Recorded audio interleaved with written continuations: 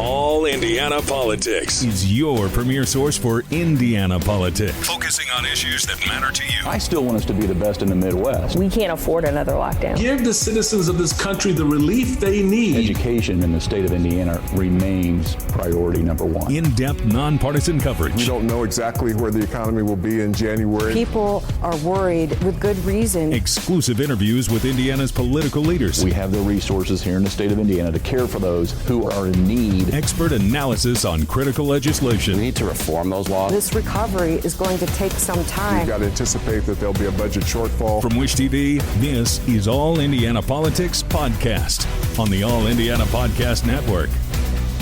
I'm Garrett Bergquist, government reporter for Wish TV and the producer of All Indiana Politics. A state lawmaker wants voters to promote him to Congress. Mike Speedy has served in the Indiana House of Representatives for more than a decade. He also spent 7 years on the Indianapolis City-County Council. He's one of 8 Republicans running to succeed Congressman Greg Pence, who is not seeking another term. He tells me he's running because he's upset with the direction of the country. With us now is Mike Speedy. Mike, thanks for coming in today. Thank you, Garrett. Good to be here. So why are you running for Congress? Because I love my country and I'm deeply concerned in the direction that's going. And I feel that to those much is given, much is required. And for me, that means the duty to step up and run. So you've served for about 15 years in the Indiana General Assembly, and you've also served on the Indianapolis City-County Council. How would you use that experience in Congress? I think it's a very important experience. My primary experience is in building a company that's been successful. If I wouldn't be here today if I wasn't able to have a successful company. But in addition to that business experience, my experience both on the local level and as a state legislator gives me a leg up when you head to Washington. You automatically understand the importance of relationships, of procedure, how to disagree without being disagreeable, how to push and where to push. So I think it's a tremendous asset that I offer the 6th District by having that prior part-time legislative experience. Republicans have made border security a central focus of this campaign. What's your plan for both border security, but then also the legal immigration system? Sure. So this is a very serious issue. And before I want to talk about any serious issues, I want to study it. I want to hear from the experts. And that's exactly what I did in this case. I actually traveled to the border, Yuma, Arizona, for 2 days and interviewed people who testified in Washington, D.C. on the condition of the border. That's a sheriff of Yuma County, as well as a county executive for Yuma County. And I interviewed them personally, and I heard firsthand just how serious the problems are down there. The fact that not just the drugs coming over the country's border, but also the human trafficking, the people from North Korea, from China, from Russia, by the tens of thousands, and many of them military-age males, in fact. And we learned how sophisticated the cartels are in this human trafficking and how big business it is, and that no one other than the cartels control that border. My plan is I hope that with Donald Trump back in office, whom I've endorsed, that he will again reestablish the rule of law. While he did not finish the wall during his administration, he enforced the law. And enforcement is a key part of securing our border, but we do need to finish the wall. When I was in Yuma County, and you can see this at speedybordertrip.com or on YouTube, Mike Speedy for Congress, you will actually see huge stacks of wall material waiting to be installed that have just sat there for years under the Biden administration. And so once that wall is secured, once that border is secure, that's the time for an immigration discussion. Prior to that, it does not serve any purpose until we reestablish the rule of law and we secure the border. Immigration reform is going to be incredibly complex. There's going to be many, many layers to it. But I believe those who came over to during the Biden administration must go home, must go back before we can find a proper way for them to be here. How do you plan to do that, though? That's a lot of people to track down and deport. It is. It's at least 10 million. That's like a whole nother state that's been added to our country intentionally and unlawfully by the Biden administration. In fact, while I was in Arizona, the county executive pointed out lamps or cameras and video equipment on top of poles that were intended to monitor the border. Under the Biden administration, those were intentionally turned off so they would not know who is coming across the border or how many. So the Biden administration has done everything in their power to encourage illegal and dangerous, harmful open borders across our southern border. And but where there's a will, there's a way, and we can't let the difficulty or the complexity stop us from doing what's right. What about people who came over the border because they did not feel safe in their home countries? Why do a blanket deportation? Shouldn't we take those cases case by case? Well, we need to figure those out, and we can't have that discussion until we secure the border. Would you support a nationwide abortion ban? There's a legitimate policy out there that recognizes that fetuses feel pain, and I recognize that fetuses feel pain, and I would want to have a debate on that, understanding that that is a reality of the abortion. To what extent that ban is in place, I would want to look at the pain that the fetus experiences, the baby experiences, and so I would be open to that debate and that ban around roughly that time. So to be clear, if lawmakers did bring forth a federal abortion ban bill in Congress, what gestational age would you look for? So it's important that we reestablish a culture of life. I've done that as a state legislator. If we're going to protect babies, just create a culture of life, then we have to stand for we have to stand for that at every level of government.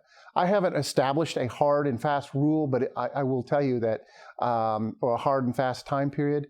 But the pain that a baby feels in the womb is a good place for me for all of us to recognize, and I would be voicing that if I had the opportunity.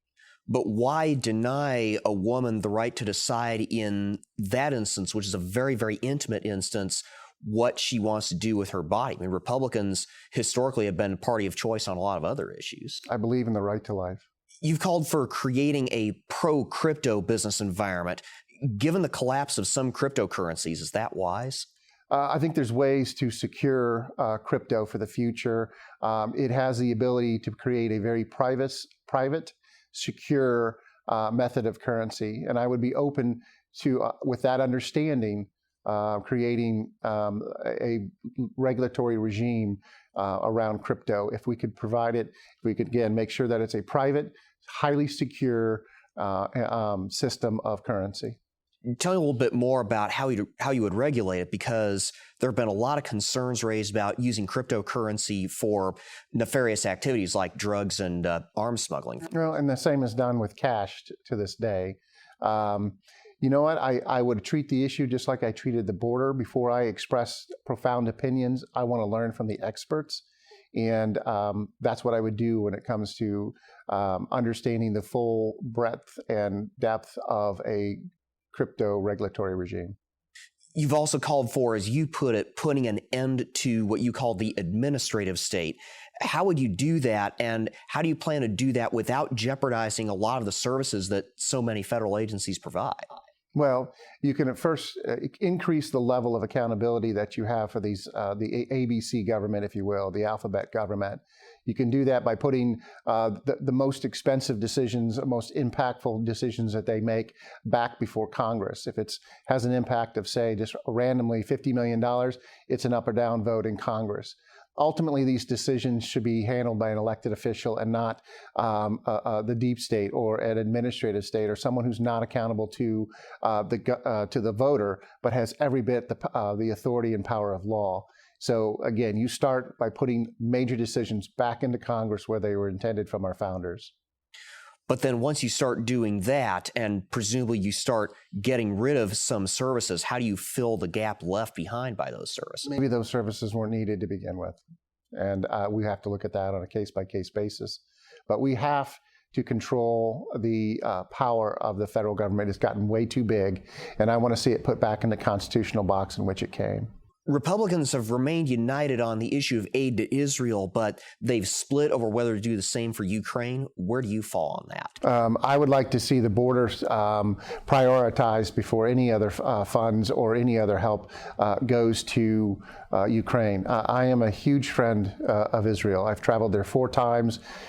Israel has a right to exist. The Jewish people and the Israeli people have a right to defend themselves. If we do not stop radical Islam in Israel, then it's going to be emboldened throughout Europe and ultimately the United States. We need Israel to succeed, and because they're the brightest spot in the Middle East in terms of a democratic government that is highly tolerant towards multiple religions and multiple ethnicities. And I know this from traveling there 4 times and being a part of that community and that government on these multiple trips. Why Israel but not Ukraine, though? Those are both pro-Western democracies. Israel is completely different. They're not is completely different based on the heritage of this country. Based on the front lines and where they sit, they're surrounded by lots of countries that wish them to be killed and scraped off the face of the earth. They're just totally different situations. We have an interest in Ukraine, and I believe that interest is highly diminished from what it was a year ago. What's one issue we haven't covered that you believe is not getting enough attention in this election cycle? Federal spending. How much we're spending on foreign aid, how much we're continue to go in debt, $1 trillion every 100 days. I want to be a part of the team that pushes back on our spending.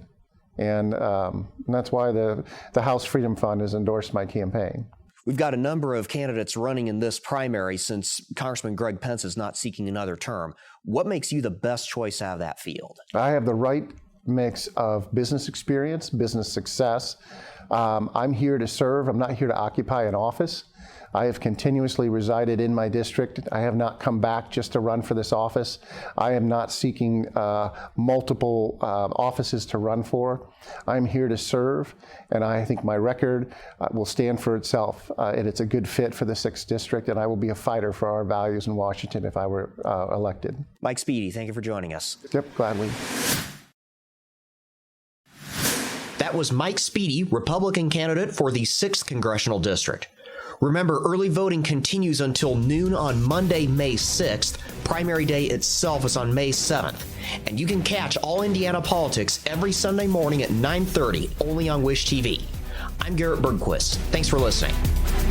From Wish TV, this is All Indiana Politics Podcast on the All Indiana Podcast Network. Watch All Indiana Politics live Sunday mornings at 9:30 on Wish TV and at wishtv.com. Subscribe to this podcast and listen weekly here on the All Indiana Podcast Network. And be sure to discover even more great podcasts at allindianapodcastnetwork.com.